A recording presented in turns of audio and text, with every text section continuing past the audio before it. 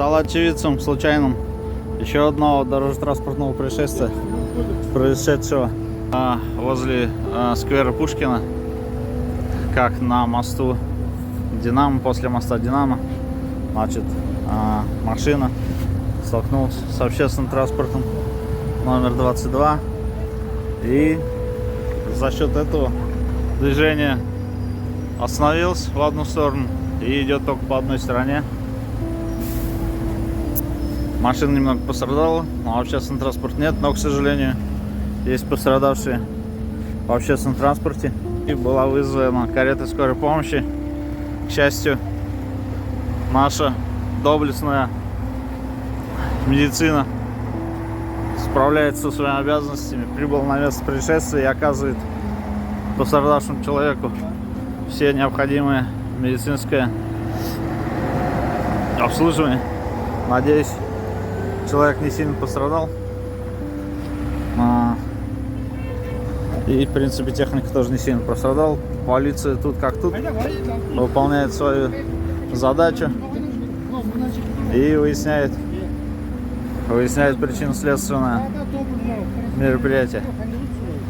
Все на месте, все работают в штатном режиме, выполняют свои обязанности.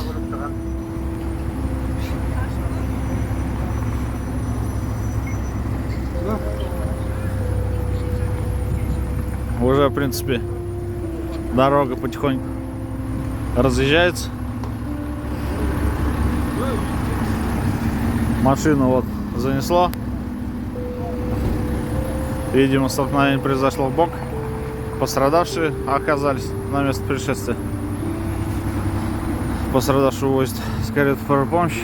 Надеюсь, все обойдется и человек выживет. А всех привлекут к ответственности. Так что, господа, соблюдайте правила дорожного движения, чтобы с вами такого не случилось. Вот карета, полиция уже на месте и разбирается с происшествием. В скором времени все нормализуется. Дорога уже довольно-таки забита стала.